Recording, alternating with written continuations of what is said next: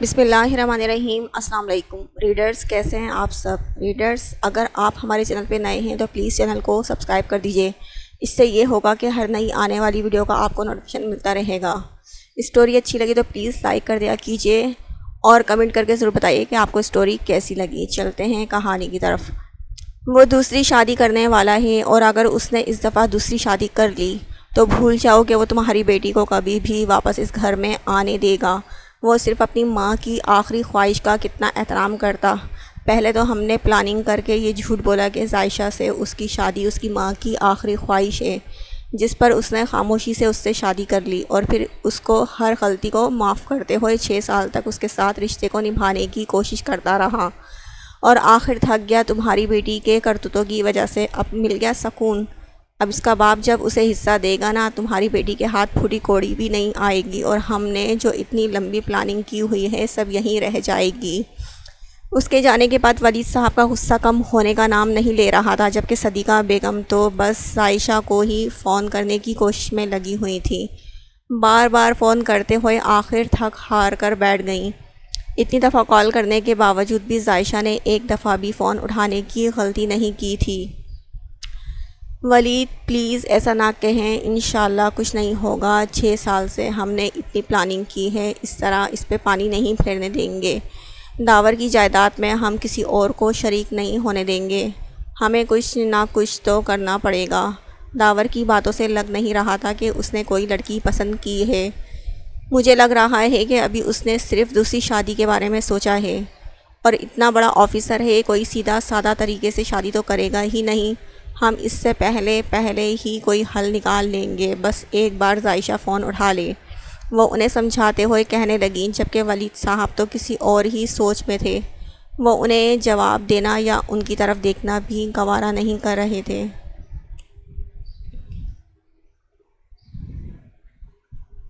آؤ، داور میں کب سے تمہارے ہی آنے کا انتظار کر رہا تھا۔ اس نے جیسے ہی کمرے میں قدم رکھا وہ اسے دیکھ کر کہنے لگے۔ وہ سلوٹ کرتا ان کے سامنے والی کرسی پر بیٹھ گیا تھا۔ تابان کو کہاں چھوڑ آئے ہو؟ اسے تنہا کمرے میں آتے دیکھ وہ اس سے سوال کرنے لگے۔ باہر ہے سر، میں آپ کو کل والی بات کا جواب دینے آیا ہوں۔ یہ سچ ہے کہ اس وقت میں بہت مجبور ہوں اور مجھے میرے بیٹے کے لیے ایک ایسا انسان چاہیے جس پر میں اعتبار کر سکوں، اور بے شک اعتبار غیروں پر نہیں کیا جا سکتا، اسی لیے میں نے یہی سوچا ہے کہ میں دوسری شادی کروں گا۔ جی سر، میں آپ کی بھتیجی سے شادی کرنے کے لیے تیار ہوں، اور ایسا نہیں ہے سر کہ میں یہ صرف اپنے بیٹے کے لیے کر رہا ہوں۔ وہ آپ کی بیٹی ہے، میرے لیے آپ کی طرح اہم ہوگی، اور میری یہی کوشش ہوگی کہ میری طرف سے اسے کسی طرح کی کوئی تکلیف نہ ملے۔ باقی آپ نے مجھ پہ اعتبار کیا ہے تو میں آپ کا اعتبار ٹوٹنے نہیں دوں گا۔ وہ انہیں دیکھتے ہوئے اٹھ کھڑا ہوا، جبکہ اس کی بات فاروق صاحب جیسے جی اٹھے تھے۔ وہ اس کے ساتھ ہی اٹھتے ہوئے اس کی طرف بڑھے اور اسے اپنے سینے سے لگا لیا۔ آج وہ کتنے دنوں کے بعد پرانے والے انداز میں واپس آئے تھے۔ ان کی خوشی ان کے چہرے سے صاف جھلک رہی تھی۔ تھینک یو سو مچ بیٹا، میں تمہارا یہ احسان زندگی بھر نہیں بھولوں گا۔ میری بیٹی میں کوئی برائی نہیں ہے، وہ بہت پاکیزہ اور با کردار ہے، کسی اور کے نہیں۔ تم میرے الفاظوں پہ یقین رکھنا۔ وہ اس کے دونوں ہاتھ تھامتے ہوئے بولے۔ داور نے ہاں میں سر ہلا دیا، جبکہ فاروق صاحب تو اتنے خوش ہو گئے تھے کہ انہوں نے ابھی کے ابھی مٹھائی منگوائی تھی۔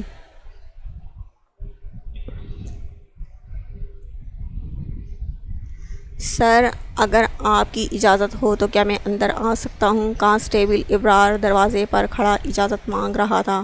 اس نے سر کے اشارے سے اندر آنے کے لیے اجازت دی تو وہ اندر آتا، اسے سلوٹ کرتا، اسے دیکھنے لگا۔ تم غالباً کچھ کہنے آئے تھے۔ وہ ایک نظر اسے دیکھتا لیپ ٹاپ پر کسی مجرم کی تفصیل پڑھنے میں مصروف ہو گیا تھا۔ سر، آپ کی شادی کے بارے میں سنا خوشی ہو رہی ہے، لیکن کیا آپ جانتے ہیں کہ وہ کچھ بولتے بولتے رک گیا تو اس نے نگاہیں اٹھا کر اس کی طرف دیکھا اور اسے مزید بولنے کا اشارہ کیا۔ سر چھوٹا منہ بڑی بات ہے، لیکن جس لڑکی کا رشتہ آپ کے لیے لایا گیا ہے نا، وہ لڑکی اصل میں اپنے کزن کے ساتھ انوالو تھی اور ایک رات اپنے کزن کے کمرے میں بہت نازیبا حالت میں پائی گئی تھی۔ اور یہ بات مجھے انہی کے واچ مین نے بتائی تھی۔ اس نے بتایا تھا کہ اس رات گھر میں بہت شور مچا تھا اور سارے ملازم اس جگہ اکٹھے ہو گئے تھے اور ان کے گھر کا واچ مین بھی وہیں پر تھا۔ اس لڑکی کو بہت مارا پیٹا گیا تھا، یہاں تک کہ اس کا زبردستی نکاح کرنے کی کوشش کی گئی تھی فاروق صاحب کے بیٹے کے ساتھ، لیکن فاروق صاحب کے بیٹے نے اسے قبول کرنے سے صاف انکار کر دیا اور گھر چھوڑ کر چلا گیا۔ مجھے زیادہ کچھ تو نہیں پتہ، لیکن اتنا پتہ ہے فاروق صاحب اس لڑکی کی جلد سے جلد شادی کرنا چاہتے ہیں، کیونکہ میرے خیال میں ان کے بیٹے نے ان کے سامنے یہ شرط رکھی ہے کہ جب تک یہ لڑکی اس گھر سے چلی جائے پھر واپس نہیں آئے گا۔ جب تک یہ لڑکی اس گھر سے چلی نہیں جاتی وہ واپس نہیں آئے گا۔ سر، آپ ایک بہت اچھے انسان ہیں، میں نہیں چاہتا کہ آپ کے ساتھ کچھ بھی برا ہو، اسی لیے یہ بات آپ تک پہنچانا اپنا فرض سمجھا۔ یقیناً یہ باتیں آپ کو فاروق صاحب نے ہرگز نہیں بتائی ہوں گی، کیونکہ وہ اپنے بیٹے کے کرتوتوں کو چھپانا چاہتے ہیں، ورنہ ایک ایسی لڑکی کی شادی کرنا جو اتنی کم عمر ہے، وہ بھی اتنے کم وقت میں، کیا آپ کو کچھ عجیب سا نہیں لگ رہا؟ وہ اسے دیکھتے ہوئے بول رہا تھا جبکہ داور خاموشی سے لیپ ٹاپ پر اپنی انگلیاں تیزی سے چلا رہا تھا۔ بہت بہت شکریہ ابرار صاحب، تم نے اپنا فرض نبھایا، تھینک یو سو مچ، اب تم جا سکتے ہو۔ وہ ایک نظر اسے دیکھ کر کہتا اپنے کام کی طرف متوجہ ہو گیا، تو ابرار بھی مزید کچھ بھی بولے بغیر وہاں سے نکل گیا تھا۔ اس کے دماغ میں ابرار کی باتیں چل رہی تھیں، وہ لڑکی کے بارے میں سوچ رہا تھا، کیا ایک ایسی لڑکی سے وہ نکاح کر سکتا ہے جو پہلے سے ہی اپنے کزن کے ساتھ اپنے تعلقات دستور کر چکی ہو؟ کیا وہ ایک بد کردار لڑکی کے ساتھ زندگی گزار سکتا تھا؟ کیا ایک ایسی لڑکی جس نے اپنے باپ جیسے تایا کی عزت کا بھی خیال نہ کیا تھا، وہ اس کی عزت رکھ سکتی تھی؟ اگر اسے ایک ایسی لڑکی کے ساتھ زندگی گزارنی ہوتی تو وہ عائشہ میں کیا برائی تھی؟ وہ بھی تو اپنی عزت ہی بیچ کر اس کے ساتھ رہنے کی تمنائی تھی۔ اسے اپنے تایا کا ہر فیصلہ منظور تھا، وہ جانتی تھی کہ اس کے تایا اس کی زندگی کا ہرگز کوئی غلط فیصلہ نہیں کریں گے۔ انہوں نے اس کے لیے ایک شادی شدہ شخص کو چنا تھا جو ایک بچے کا باپ تھا، اور اسے اس بات پر کوئی اعتراض نہیں تھا، کیونکہ وہ جانتی تھی کہ اس کے تایا ابو نے اس کے لیے جسے چنا ہے وہ کسی بھی غیر شادی شدہ انسان سے بہتر ہوگا۔ کل رات اسے اپنے پاس بلا کر انہوں نے ایک لفافہ دیا تھا اور اسے بتایا تھا کہ اس میں 2 تصویریں ہیں، ایک اس کے ہونے والے شوہر کی اور ایک اس کے بیٹے کی، اور اسے پورا حق ہے اگر وہ شادی سے انکار کرنا چاہتی ہے تو کر دے۔ وہ اپنی بیٹی کے لیے اپنی بیوی سے لڑیں گے، لیکن اپنی بیٹی کی زندگی برباد نہیں ہونے دیں گے۔ لیکن اسے کوئی اعتراض نہیں تھا، وہ بس یہ چاہتی تھی کہ اس کی وجہ سے یہ گھر ٹوٹا ہے تو واپس جڑ جائے، عاصم واپس گھر آ جائے اور اپنے والدین کے ساتھ خوشی سے رہے۔ اس کا کیا ہے، وہ تو ایک یتیم لڑکی تھی اور یتیموں کا بھلا کون ہوتا ہے؟ لیکن اس کے تایا ابو نے اسے کبھی بھی اس بات کا احساس نہیں دلایا تھا۔ تایا ابو کے بہت سارے احسانات تھے اس کی ذات پر، اور اب بھی تو وہی اس کے لیے آسان راستہ بنا رہے تھے۔ وہ کب سے لفافہ اپنے ہاتھوں میں رکھے دیکھ رہی تھی، اس نے اب تک اس لفافے کو کھولا نہیں تھا، کیونکہ اسے کوئی اعتراض ہی نہیں تھا، نہ لڑکے کو دیکھنے یا دیکھنے کا کوئی سوال ہی پیدا نہیں ہوتا تھا۔ وہ اٹھ کر لفافے کو الماری میں رکھنے لگی کہ اچانک دونوں تصویریں لفافے سے نکل کر زمین بوس ہو گئیں۔ اس نے جلدی سے زمین پر پڑی الٹی اور ایک سیدھی تصویر کو دیکھا تھا۔ سیدھی تصویر ایک چھوٹے سے بچے کی تھی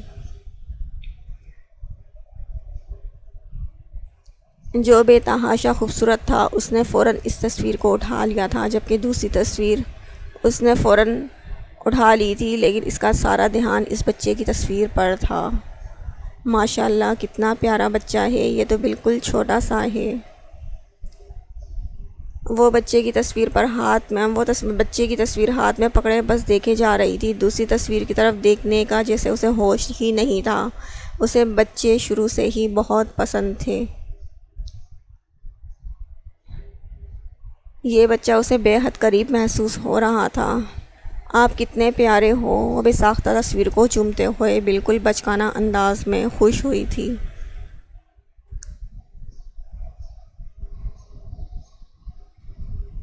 اس کا نام کیا ہوگا؟ بیڈ پر بیٹھے تصویر دیکھتے ہوئے اس کا نام سوچنے لگی تھی۔ سوتیلے رشتوں کے بارے میں اس نے سنا تو بہت کچھ تھا، لیکن اس رشتے سے وہ واقف نہ تھی۔ لیکن وہ کہاں جانتی تھی کہ وقت اسے اسی رشتے سے متعارف کروانے جا رہا ہے۔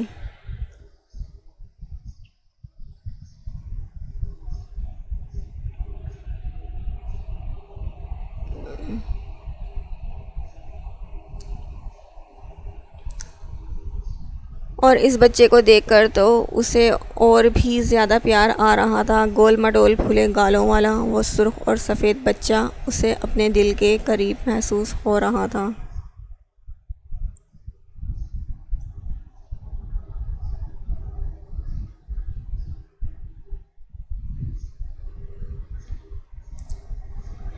داور بیٹا، میں کیا سوچ رہا تھا کہ تم ایسا کرو، آج رات تم میرے گھر آ جاؤ ڈنر کے لیے، تابان کو بھی لے آنا۔ اسی بہانے تم دونوں ایک دوسرے سے ملو گے، اور اگر تم دونوں کو ایک دوسرے سے کوئی بات چیت کرنی ہوئی تو وہ بھی کر لینا، کیونکہ مجھے پتہ ہے کہ میں شادی میں جلدی کر رہا ہوں۔ تھوڑی دیر پہلے ہی ابرار یہاں سے گیا تھا۔ جب انہیں اندر داخل ہوتے دیکھا، ابھی تک اس کا دماغ انہی سوچوں سے نکلا نہیں تھا۔ سر نہیں، کسی طرح کی ڈنر کا انتظام کرنے کی ضرورت نہیں ہے، اور نہ ہی کسی تکلف میں پڑنے کی ضرورت ہے۔ مجھے نکاح پر کوئی اعتراض نہیں ہے، آپ جب چاہیں جہاں چاہیں بلا کر نکاح کروا سکتے ہیں، لیکن میں نکاح سادگی سے چاہتا ہوں۔ میں کسی طرح کا شور شرابہ نہیں چاہتا۔ میں سمجھ سکتا ہوں آپ کی بیٹی کی یہ پہلی شادی ہے، اس کی خواہشات ہوں گی، لیکن میں ان سب چیزوں میں نہیں پڑنا چاہتا۔ میں ان سب چیزوں سے بہت اکتا چکا ہوں۔ میں سادگی سے نکاح کرنا چاہتا ہوں، اور رخصتی بھی۔ اور اب اگر میں نے آپ کی بیٹی سے شادی کے لیے ہاں کر دی ہے تو دیکھنے ملنے کی ضرورت مجھے محسوس نہیں ہوتی، کیونکہ ہم دونوں کی طرف سے ہی اس رشتے کے لیے ہاں ہے۔ اس نے بہت مناسب الفاظ میں انکار کرنے کی کوشش کی تھی۔ ہاں داور بیٹا، ایسا ہی ہے۔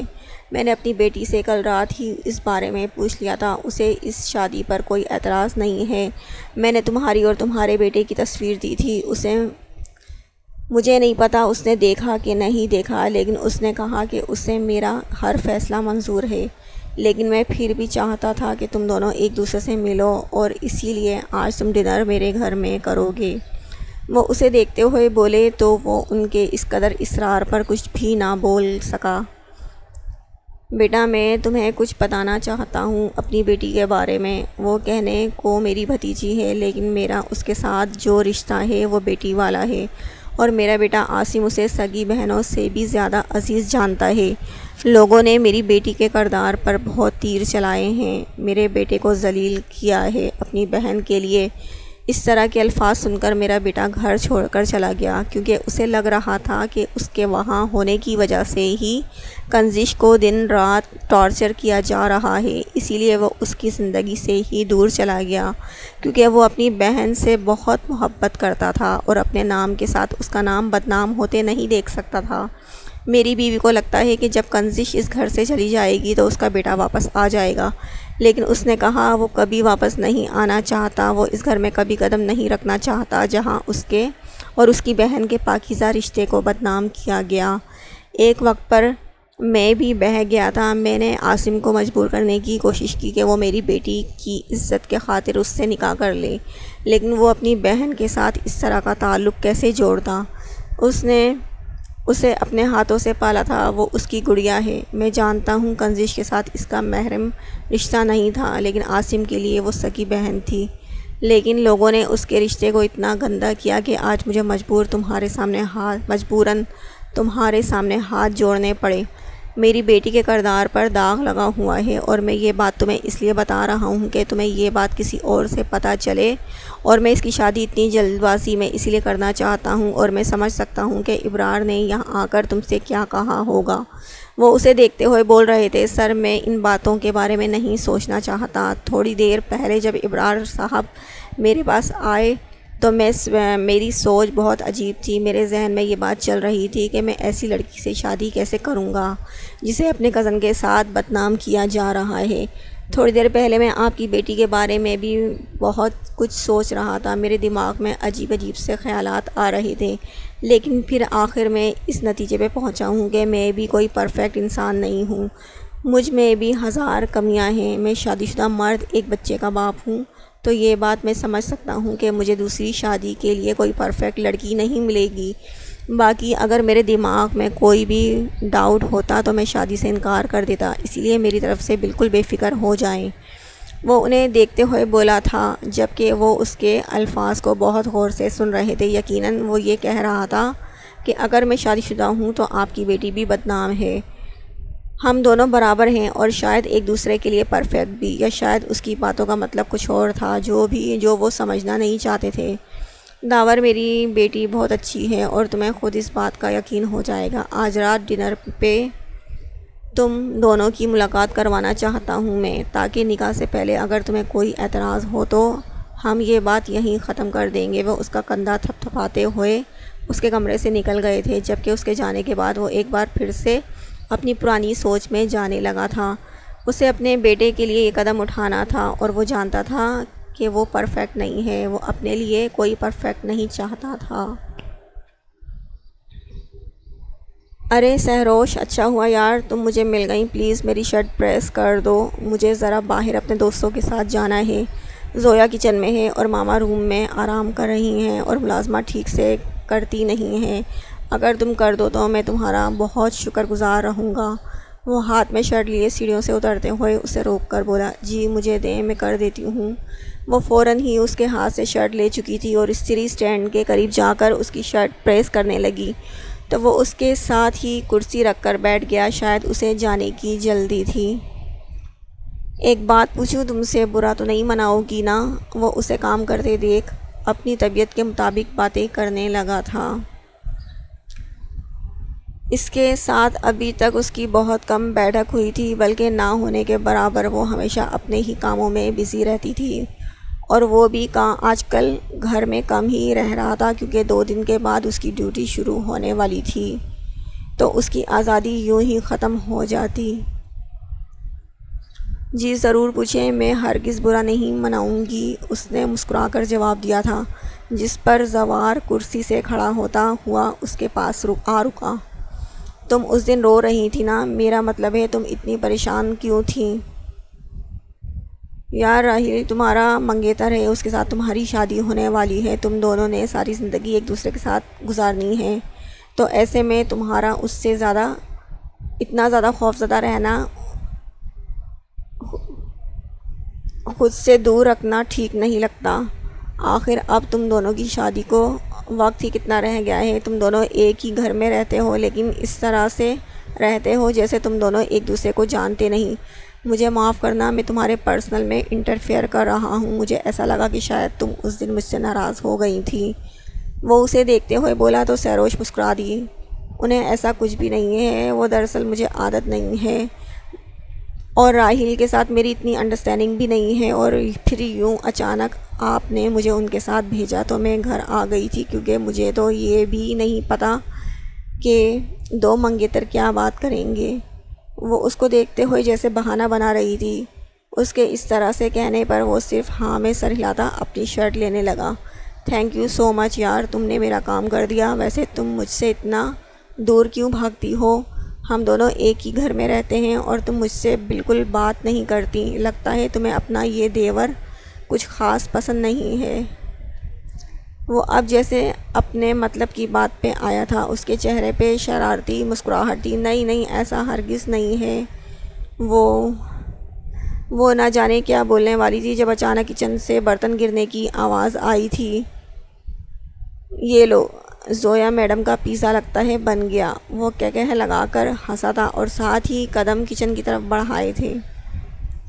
اب آئے گا مزہ، تم نے ماما کا فیورٹ سیٹ توڑ دیا۔ وہ کچن کے دروازے پہ کھڑا زویا کی اڑتی ہوئی رنگت کا مذاق بنا رہا تھا، جبکہ وہ اس کے پیچھے تقریباً بھاگتے ہوئے کچن کے دروازے تک آئی تھی۔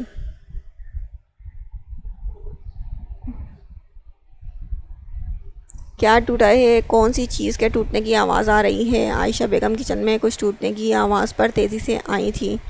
اپنا سیٹ زمین پر ٹکڑے ٹکڑے ہوتے دیکھ کر زویا کو گھورنے لگی، جس کے چہرے کی رنگت مکمل اڑ چکی تھی، لیکن آج ماما کے جوتے اور اس کا سر تھا۔ ماما، یہ میں نے نہیں توڑا، یہ تو سحر سے غلطی سے ٹوٹ گیا۔ وہ جو سوچ رہی تھی کہ اب زویا کی کیا حالت ہوگی، اپنے سر پر الزام لگتے دیکھ کر منہ کھلا کا کھلا رہ گیا اس کا، اور بھوکلا کر رہ گئی۔ عائشہ نے ایک نظر اسے دیکھا جو خاموشی سے کھڑی بہت ڈری سہمی سی لگ رہی تھی۔ ارے بیٹا گھبراؤ مت، کوئی بات نہیں، ہو جاتا ہے، ایک ڈنر سیٹ ہی تو تھا، مجھے لگا زویا نے توڑا ہے اسی لیے اسے ڈانٹنے لگ گئی، تم پریشان مت ہو، غلطی انسان سے ہی ہو جاتی ہے نا۔ وہ آہستہ سے اس کا گال تھپتھپاتے ہوئے بولی، اور وہ خاموشی سے کھڑی انہیں سن رہی تھی، اور اپنی بہن کے جھوٹ پر پہلے تو اسے گھور کر رہ گیا اور پھر اس لڑکی کو دیکھا جو اپنے حق میں بول کیوں نہیں رہی تھی۔ ماما، آپ کا فیورٹ سیٹ، بھائی میرا پیزا بن گیا، آپ اس کو دیکھو نا۔ وہ جو اپنے بھائی کو اپنا جنازہ تیار کرتے ہوئے دیکھ رہی تھی اور اس کا دھیان بٹانے لگی، جبکہ زباریہ راحیل کے ساتھ میلے گئی ہوئی تھی۔ تم نے جھوٹ کیوں بولا زویا، تم نے جھوٹ کیوں بولا زویا، کتنی بری بات ہے، اس بیچاری پر الزام لگا دیا، اس کا کوئی قصور بھی نہیں تھا، تمہیں ایسا بالکل نہیں کرنا چاہیے تھا، کم از کم اپنی غلطی کو ایکسیپٹ کیا کرو۔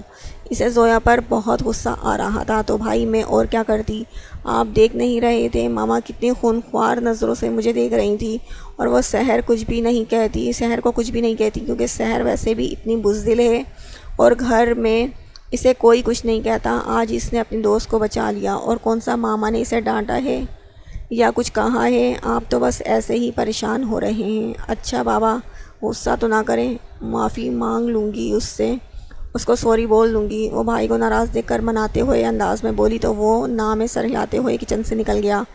اسے تو یہ لڑکی سمجھ میں ہی نہیں آ رہی تھی، عجیب قسم کی مخلوق تھی، کبھی اسے چلاتے ہوئے یا اونچی آواز میں بات کرتے ہوئے نہیں دیکھا تھا۔ اتنے دنوں سے وہ اس گھر میں تھا اور مجال ہے جو اس لڑکی کی موجودگی کو اس نے محسوس کیا ہو۔ لڑکا کون ہے، کہاں کا ہے، کچھ بتائیں تو صحیح۔ وہ اپنی تیاری مکمل کرتے ہوئے ان سے سوال کرنے لگی جو کہ وہ کتنے دنوں سے انہیں نظر انداز کر رہے تھے، اس بار بھی نظر انداز کرتے ہوئے سخت لہجے میں گویا ہوئے۔ تمہیں اس سے کوئی مطلب نہیں ہے، لڑکا کون ہے، کہاں کا ہے، کیا کرتا ہے، بس تمہیں میری بیٹی کو گھر سے نکالنا تھا تو وہ جا رہی ہے، اب سکون سے رہنا تم اپنے اس گھر میں۔ ان کے انداز سے غصہ صاف جھلک رہا تھا۔ اس سے پہلے کہ وہ کچھ بھی جواب دیتی، باہر ملازم نے آ کر بتایا کہ مہمان آ چکے ہیں، اور ملازم کی بات سنتے ہی وہ تیزی سے کمرے سے باہر نکلے تھے۔ جہاں وہ صوفے پر بیٹھا تھا اس کے ہاتھ میں موجود وہ ننھا منا سا بچہ نظر آیا تھا۔ وہ خوشی سے اس کی جانب بڑھ گئے تھے۔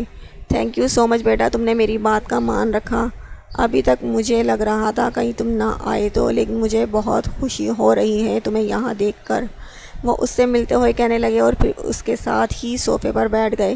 رقیہ بیگم ان کے پیچھے پیچھے ہی کمرے سے باہر نکلی تھی۔ انہیں دیکھ کر داور نے سلام کیا اور وہ سر سے پیر تک اس کا معائنہ کرنے لگی۔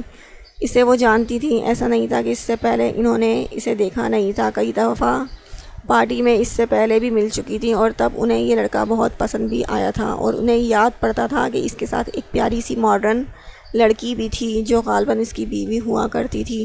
اسے دیکھتے ہی وہ بہت اچھے سے پہچان چکی تھی، لیکن یہ لڑکا کیا کنزی سے شادی کرنے کے خاطر آیا تھا؟ اس کی پہلی بیوی کہاں گئی؟ ارے بیٹا تم اپنی بیوی کو نہیں لے کر آئے، یہ یقیناً تمہارا بیٹا ہوگا۔ وہ جو مہمانوں کی آمد کا سن کر چائے اور دیگر لوازمات لے کر تایا ابو کے کہنے پر اندر داخل ہو رہی تھی، اسے دیکھتے ہی تائی امی نے زہر آلود لہجے میں کہا تو اس کے قدم وہیں رک گئے تھے۔ میں بیوی لے کر نہیں آیا کیونکہ آپ کے گھر سے بیوی لے کر جانے کا ارادہ رکھتا ہوں۔ ان کے لہجے اور انداز کو سمجھ کر اس نے بھی مسکرا کر سلگا دینے والا جواب دیا تھا، جس پر طائی امی بولی تو کچھ نہیں، لیکن فاروق صاحب کی گھوریوں سے انہیں خاموش رہنے کی وارننگ ضرور دی گئی تھی۔ اس نے ٹرالی اندر لاتے ہوئے سلام کیا تو داور نے ایک نظر اسے دیکھا۔ وہ نظریں جھکائے ہوئے اپنے ساتھ لائے برتن ٹیبل پر رکھ رہی تھی۔ اس نے چائے تیار کر کے ٹیبل پر سامنے رکھ دی تھی اور اب طایا ابو کے حکم کے مطابق اسے یہیں پر رکنا تھا، لیکن وہ یہاں نہیں رکنا چاہتی تھی۔ اسے داور کے سامنے آنا بھی بہت عجیب لگ رہا تھا۔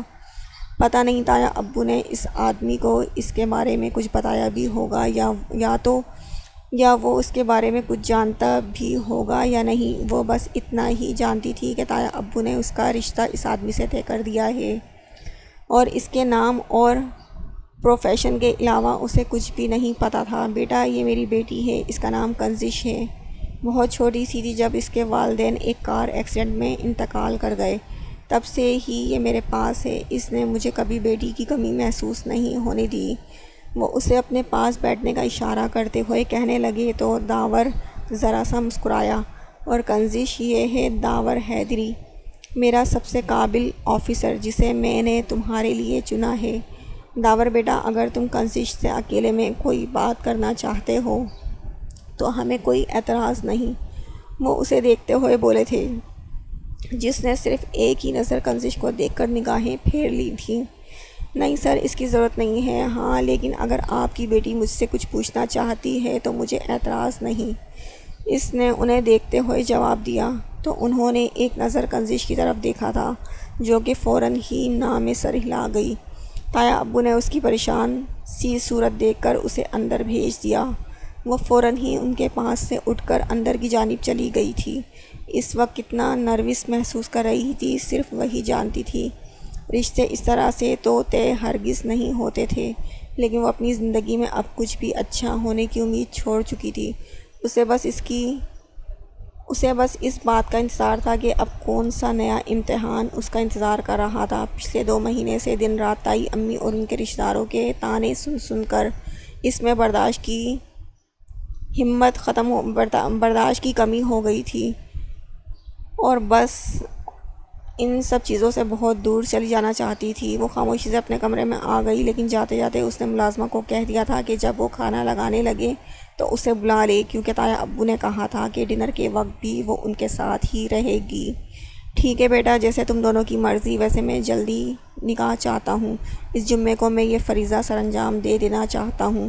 میں چاہتا ہوں جلد سے جلد میری بیٹی اپنے گھر کی ہو جائے۔ وہ اسے دیکھتے ہوئے بولے تو طائی امی پہلو بدل کر رہ گئیں۔ انہیں مکمل طور پر نظر انداز کیا جا رہا تھا۔ نہ تو فاروق صاحب ان سے کوئی بات کر رہے تھے اور نہ ہی داور نے اس جملے کے بعد ان سے کچھ بھی کہا تھا۔ وہ یہاں پر اپنے آپ کو بے حد فالتو محسوس کر رہی تھی، لیکن پھر بھی انہیں جاننا تو تھا آخر ان کے گھر میں کیا ہونے والا ہے۔ وہ ان سب چیزوں سے اتنی انجان نہیں رہ سکتی تھی۔ آخر کہیں نہ کہیں اس شادی سے ان کے بیٹے کی واپسی کی امید جڑی ہوئی تھی۔ سر، میں نے کہا نا، مجھے کوئی اعتراض نہیں ہے۔ آپ جب چاہیں جہاں چاہیں اپنی یہ خواہش پوری کر سکتے ہیں۔ میں آپ کی طرف سے حکم کا منتظر ہوں۔ میں بس یہ سب کچھ بہت سادگی سے چاہتا ہوں۔ اس نے ایک بار پھر سے اپنی پرانی کہی بات دہرائی تھی۔ سادگی سے تمہاری کیا مراد ہے بیٹا؟ کیا تم سادگی سے شادی چاہتے ہو؟ اگر ایسا ہے تو خاندان میں ہماری تو ناک کٹ جائے گی۔ میرا مطلب ہے آخر ہم نے کنزش کو بچپن سے لے کر جوانی تک پالا ہے۔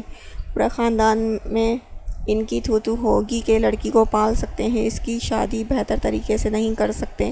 میں تو بالکل بھی سادگی سے شادی کے حق میں نہیں ہوں۔ طائی امی نے اس بار بیچ میں بولنا ضروری سمجھا۔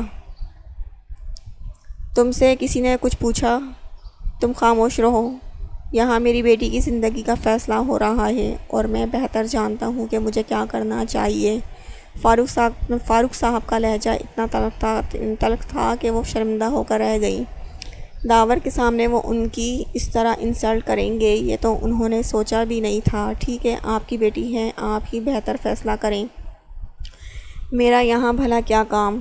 ان کے تلخ لہجے کو محسوس کر کے وہ وہاں سے اٹھ گئی تھی۔ پہلے ہی داور کے سامنے اپنی بہت بے عزتی کروا چکی تھی، اس لیے مزید یہاں رک کر وہ اپنے آپ کو ڈیگریڈ نہیں کر سکتی تھی۔ ان کے جاتے ہی ان کی باتوں کا سلسلہ وہیں سے شروع ہوا۔ جب اچانک ہی تابان نے رونا شروع کر دیا۔ وہ اسے اپنے گلے سے لگائے اٹھنے لگا تھا کیونکہ بیٹھ کر کوئی بھی اسے چپ نہیں کروا سکتا تھا۔ ارے بیٹا، اسے کنزش کے حوالے کر دو۔ شاکرا، جاؤ تابان کو یہاں سے لے جا کے کنزش کے پاس چھوڑ کے آ جاؤ۔ وہ ملازمہ کو آواز دیتے ہوئے کہنے لگے، نہیں سر، اس کی ضرورت نہیں ہے، میں سنبھال لوں گا۔ اس نے انکار کرتے ہوئے کہا تھا وہ اپنے بیٹے کو کسی پر بوجھ ہرگز نہیں بننے دینا چاہتا تھا، اور ابھی تک تو وہ اس لڑکی کے بارے میں کچھ جانتا بھی نہیں تھا، صرف ایک نظر اسے دیکھا تھا۔ دکھنے میں کافی خوبصورت اور معصوم سی لگتی تھی، لیکن وہ اندر سے کیسی تھی وہ نہیں جانتا تھا، اور ایسے میں اپنے بیٹے کو اس کے حوالے کرنا اسے بہت عجیب لگا۔ ارے بیٹا، تم ہی تو سنبھالتے آئے ہو اب تک، میری بیٹی کو بھی تو موقع دو، آخر اعتبار کیا ہے تم نے۔ وہ آہستہ سے روتے ننھے سے وجود کو اس کے بازو سے نکالتے شاکرا کے حوالے کر چکے تھے، جبکہ دور تک تابان کے رونے کی آواز اسے بے چین کرتے رہی تھی۔ وہ ان کے پاس بیٹھ گیا، لیکن اس کا سارا دھیان اپنے بیٹے کی طرف تھا جو روتے ہوئے یہاں سے گیا تھا۔ شاکرا واپس آ چکی تھی جب اسے تھوڑی دیر کے بعد اس کے رونے کی آوازیں آنا بند ہو گئیں۔ اس نے سکون کی سانس بھری تھی۔ ارے یہ بچہ اتنا زیادہ رو کیوں رہا ہے شاکرا؟ وہ جو کچن کی طرف آنے والی تھی، شاکرا کو بچہ اپنی طرف لاتے دیکھ اس سے پوچھنے لگی، اور اگلے ہی لمحے اس نے بڑی احتیاط سے اس کے ہاتھ سے تابان کو لے لیا تھا۔ بی بی جی بہت زیادہ رو رہا تھا، بڑے صاحب نے کہا اسے میں آپ کے پاس چھوڑ آؤں، اب آپ نے اسے سنبھالنا ہے، وہ بچہ اس کے حوالے کرتے ہوئے بولی، جبکہ اس ننھے پیارے سے بچے کو اپنے ہاتھوں میں لیے وہ سمجھ نہیں پا رہی تھی اسے چپ کیسے کروائے۔ شاکرا، تمہارے تو 4 بچے ہیں نا، تمہیں پتہ ہے بچے خاموش کیسے ہوتے ہیں، مجھے تھوڑا سکھاؤ، میں نے اتنے چھوٹے بچے کو کبھی نہیں اٹھایا۔ وہ پریشانی سے اس سے کہنے لگی تھی۔ اب تایا ابو نے اسے بڑے امتحان میں ڈال دیا تھا۔ بڑی بی بی جی، آپ اسے اپنے کندھے سے لگا کر پیٹھ سلائیں، ساتھ ساتھ ٹہلائے جائیں، خاموش ہو جائے گا، میں کچن میں جا رہی ہوں، بہت کام ہے۔ اور بی بی جی، آپ اس کے سر کے پیچھے ہاتھ ضرور رکھیے گا، کیونکہ بچہ ابھی چھوٹا ہے نا، تو گردن پر وزن نہیں پڑنا چاہیے۔ وہ اس کا ہاتھ احتیاط سے سیدھا کرتے ہوئے اس کی گردن اور سر کے نیچے کر چکی تھی، اور پھر فوراً نکل گئی تھی، جبکہ اس کے کہنے پر عمل کرتے ہی وہ آہستہ آہستہ اس کو پیٹھ تھپکتے مسلنے لگی۔ جب کافی دیر تک خاموش نہ ہوا تو وہ آہستہ آہستہ گنگنانے بھی لگی تھی۔ اسے لوری گانا ہرگز نہیں آتا تھا، لیکن گنگنانا اس کا شوق تھا جو وہ اکثر پورا کرتی رہتی تھی، اور اس کا یہ شوق اس کے کام آ گیا تھا، کیونکہ اس کے کندھے سے چپکا وہ ننھا سا وجود منہ میں انگوٹھا ڈالے خاموش ہو چکا تھا۔ ارے واہ، آپ تو چپ ہو گئے، اچھا لگا میرا گانا، چلو میں آپ کو اور گانا سناتی ہوں۔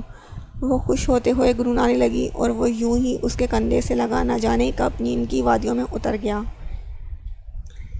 زوبی، تمہیں ایسا نہیں کرنا چاہیے تھا، اگر تم دوستوں کے ساتھ کہیں باہر جا رہی تھی تو کم از کم مجھے بتا کر جاتی، اتنا پریشان ہو گئی تھی وہاں یونیورسٹی، مجھے یہ لگ رہا تھا کہ تم نہ جانے تم اچانک سے کہاں غائب ہو گئی ہو، میں پاگلوں کی طرح تمہیں پوری یونیورسٹی میں ڈھونڈ رہی تھی۔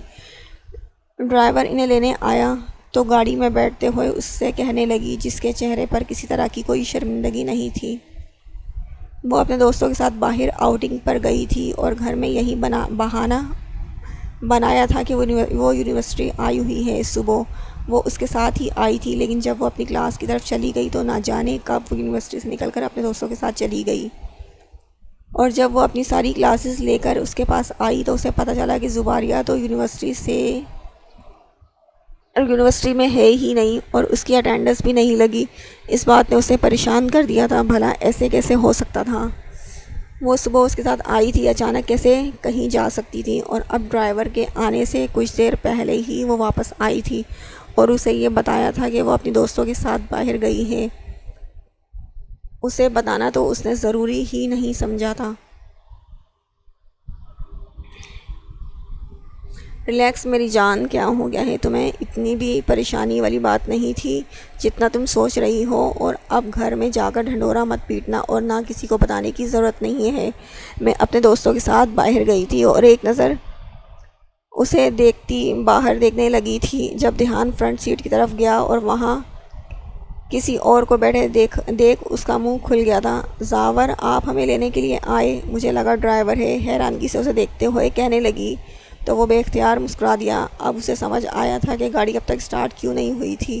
وہ جلدی سے پچھلی سیٹ سے نکلتی ہوئی فرنٹ سیٹ کی طرف آئی تھی۔ آپ نے مجھے بتایا کیوں نہیں کہ آپ مجھے لینے آنے والے ہیں؟ وہ اسے دیکھتے ہوئے خوشگوار لہجے میں کہنے لگی، جبکہ اس کے انداز پر وہ مسکرا دیا تھا۔ منگیتر صاحبہ، آپ فون چیک کریں کیونکہ کالز کی ہیں میں نے۔ آپ کو اندازہ ہو جائے گا کہ آپ کو یہ بات پتہ کیوں نہیں چلی۔ خیر ڈرائیور ماما کے ساتھ مصروف تھا تو اماں نے مجھے بھیجا تم دونوں کو لانے کے لیے، لیکن مجھے نہیں پتہ تھا کہ یونیورسٹی کے نام پر یہاں کون کون سے کام کیے جاتے ہیں۔ تیار ہو جاؤ، آج تمہاری شامت آنے والی ہے، کیونکہ میں گھر میں جا کر اشتہار ضرور لگاؤں گا، کوئی اور لگائے یا نہ لگائے۔ اس نے ایک نظر پیچھے بیٹھی سہروش کی طرف دیکھتے ہوئے کہا۔ سہروش کے تو چہرے سے ہوائیاں اڑ گئیں، جیسے یہ کام زباریہ نے نہیں بلکہ اس نے کیا ہو۔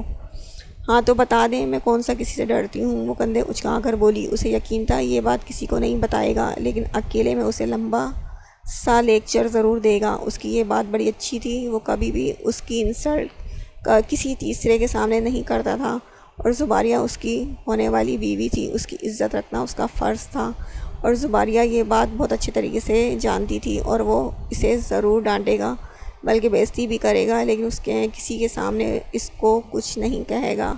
اس کے انداز پر نفی میں سر ہلاتا خاموشی سے اپنی گاڑی ڈرائیو کرنے لگا تھا، جبکہ پچھلی سیٹ پر بیٹھی سہروش کچھ بھی بولے بنا باہر دیکھنے لگی تھی۔ صاحب جی، کھانا لگ گیا ہے، آپ لوگ آ جائیں، ملازم نے آ کر انہیں اطلاع دی تھی۔ میں بڑی بی بی جی اور کنزش باجی کو بلا کر لاتی ہوں۔ وہ انہیں ڈائننگ روم میں چھوڑ کر خود جانے لگی، جب اچانک فاروق صاحب نے اسے روک لیا۔ بڑی بی بی کا کھانا ان کے کمرے میں لے کر جاؤ، اور کنزش کو بلانے کی ضرورت نہیں ہے، وہاں تابان کے ساتھ مصروف ہے، وہ خود ہی کھانا کھا لے گی بعد میں۔ وہ اسے بتا کر داور کو بیٹھنے کا اشارہ کرنے لگے۔ وہ جانتے تھے کہ داور کے سامنے بہت زیادہ کنفیوز ہو رہی ہے، اس سے کچھ پوچھنا یا بات کرنا اس کے لیے بے حد مشکل تھا، اور وہ اپنا فیصلہ پوری طرح اپنے تایا ابو کے حق میں دے چکی تھی، تو وہ بھی اسے مزید کسی امتحان میں ڈالنا نہیں چاہتے تھے۔ وہ بس یہ چاہتے تھے کہ وہ ایک بار داور کو دیکھ لے۔ کھانا پرسکون ماحول میں کھایا گیا تھا، اور کھانے کے فوراً بعد وہ واپس جانے کا ارادہ رکھتا تھا۔ اسے یہاں تقریباً 1.5 گھنٹہ ہو چکا تھا۔ اس کا یہاں آنے کا ارادہ نہیں تھا، لیکن فاروق صاحب کے اتنا فورس کرنے پر مجبور ہو گیا تھا۔ سر، بہت وقت ہو چکا ہے، میرا خیال ہے اب مجھے چلنا چاہیے، باقی جمعے تک میں اپنی طرف سے چند گواہان کو لے آؤں گا۔ اس نے پوچھتے ہوئے کہا تھا۔ ہاں بیٹا، جیسی تمہاری مرضی، میں بھی ساری تیاری کر لوں گا۔ شاکرہ بیٹا جاؤ، تابان کو لے آؤ، اور صاحب کو واپس جانا ہے، وہ ملازمہ کو کہہ کر اس کے ساتھ دروازے کی جانب بڑھنے لگے۔ بی بی جی، بچہ مجھے دے دیجیے، صاحب جی کو واپس جانا ہے، شاکرہ نے کمرے میں داخل ہوتے ہوئے اس سے کہا، جو کہ بڑے ہی آرام سے بیڈ پر آلٹی پالٹی مارے سوئے ہوئے ننھے سے وجود کو اپنے گود میں رکھے بس نثار ہونے والی نگاہوں سے دیکھے جا رہی تھی۔ اس بات میں تو کوئی شک نہیں ہے کہ بچے سارے ہی پیارے ہوتے ہیں، لیکن اس بچے کو وہ ضرورت سے زیادہ ہی پسند کرنے لگی تھی۔ نہ جانے کیوں وہ اسے اتنا زیادہ اچھا لگ رہا تھا۔ بچے تو ویسے بھی اس کی کمزوری تھے، لیکن اس بچے کے ساتھ اس کا رشتہ ہی الگ سا بن گیا تھا۔ اس کا تو اس کے چہرے سے نظریں ہٹانے کا دل نہیں کر رہا تھا، لیکن شاکرہ نے اسے واپس لے جانے کا کہہ کر اس کے دل پر ستم ڈھایا تھا۔ اس نے اسے گھور کر دیکھا تو وہ ہنسنے لگی تھی۔ بی بی جی، جانے دیجیے بچے کو، اس کا ابا اس کا انتظار کر رہا ہے، اور ویسے بھی اب تو آپ کو اسے سنبھالنا ہے۔ آخر 2 دن کے بعد آپ کا نکاح ہے، اور پھر آپ ہوں گی اور یہ بچہ ہوگا اور اس کا باپ بھی۔ ویسے آپ نے صاحب کو دیکھا، کتنے گبرو جوان لگتے ہیں، ماشاءاللہ سے آپ کے ساتھ ان کی کتنی خوبصورت جوڑی بنے گی۔ وہ آہستہ سے بچے کو اٹھاتے ہوئے اسے بتا رہی تھی۔ نہیں، میں نے تو بس اپنے تاؤ کو دیکھا ہے، ویسے مجھے تو پتہ نہیں کہ اس کے بابا کیسے ہوں گے، لیکن یہ پیارا ہے۔ کنزش کے دونوں گال چومتے ہوئے مسکرائی تھی۔ جی بی بی جی، اس میں تو کوئی شک نہیں، بچہ واقعی میں بہت پیارا ہے، لیکن اس کی ماں اسے پیدا ہی نہیں کرنا چاہتی تھی، اور پھر اس کی پیدائش کے کچھ دن بعد ہی اسے چھوڑ کر چلی گئی۔ کیسی ماں ہوئی ہوگی، اسے چھوٹے سے بچے پر ذرا ترس نہیں آیا، شاکرہ اس سے کہنے لگی تھی۔ لیکن اللہ پاک بڑا رحیم و کریم ہے بی بی جی، ہو سکتا ہے اس نے داور صاحب کو ایک اچھی اور پرسکون زندگی دینے کے لیے اور اس بچے کو ماں کی محبت دینے کے لیے آپ کو چنا ہو۔ جو محبت اس کی ماں اسے نہیں دے سکی وہ محبت آپ اسے دیں گی۔ جو سکون وہ عورت داور صاحب کو نہیں دے سکی وہ سکون آپ ان کی زندگی میں لائیں گی۔ اس دنیا میں اس مالک کی مرضی کے خلاف کچھ بھی نہیں ہوتا۔ میں جانتی ہوں آپ کے ساتھ ظلم ہوا ہے۔ ایک شادی شدہ آدمی سے ایک بچے کا باپ ہے، اس کے ساتھ آپ کی شادی کروائی جا رہی ہے جبکہ آپ بالکل بے گناہ ہیں۔ میں آپ کے کردار کی گواہی دیتی ہوں۔ اگر یہ سب کچھ نہ ہوتا تو یقیناً اس کی زندگی میں کوئی شہزادہ آتا، لیکن کیا گارنٹی ہے کہ وہ انسان بھی ایسا ہی ہوتا جیسا ہم سوچتے ہیں۔ آج کی دنیا میں کوئی بھی فرشتہ نہیں ہے۔ اگر میں اپنے دل کی بات کہوں نا، اس بات کا مجھے نہیں پتہ کہ داور صاحب کیسے انسان ہوں گے۔ دکھتے اچھے ہیں لیکن انسان کے اندر کا حال تو اللہ ہی جانتا ہے۔ لیکن آپ کے بارے میں بس اتنا جانتی ہوں کہ آپ ایک بہت اچھی اور پیارے دل کی مالک ہیں۔ آپ کی طرف سے اس بچے کے ساتھ کبھی کوئی ناانصافی نہیں ہوگی اور یہی چیز آپ کے شوہر کے دل میں آپ کے لیے نرمی اور محبت پیدا کرے گی۔ وہ مسکراتے ہوئے بول رہی تھی جبکہ وہ خاموشی سے اس کی باتیں سن رہی تھی۔ اس کی ساری باتیں بالکل صحیح تھی۔ انسان کے اندر کا حال تو اللہ ہی بہتر جانتا ہے اور نصیب تو خدا نے جوڑے ہوتے ہیں۔ ہو سکتا ہے اس کا نصیب داور کے ساتھ ہی لکھا ہو۔ اس کے نصیب میں کوئی شہزادہ نہیں تھا بلکہ ایک معصوم سے بچے کا باپ تھا، اس کے تاؤ کا باپ۔ اور وہ تاؤ کی ماما شاکرہ کے جانے کے بعد وہ آئینے کے سامنے کھڑی مسلسل اس بچے کے بارے میں سوچ رہی تھی جس کا نام تابان داور حیدری تھا، جو کچھ ہی دیر میں اس کا تاؤ بن چکا تھا۔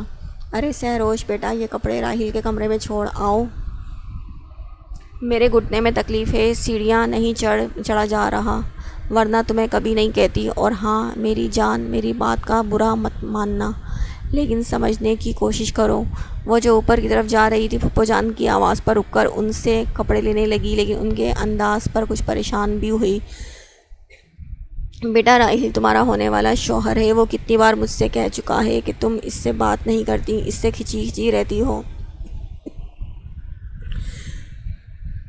بہت کم وقت رہ گیا ہے شادی میں، ایک ہی گھر میں رہتے ہو تم دونوں، تمہیں ایک دوسرے کو سمجھنے کی کوشش کرنی چاہیے۔ یہ ساری زندگی کا سوال ہے۔ اس طرح سے ایک دوسرے سے دور دور کھنچے رہنا ٹھیک نہیں میرا بچہ، یہ آگے جا کر تمہارے لیے مشکل پیدا کر سکتا ہے۔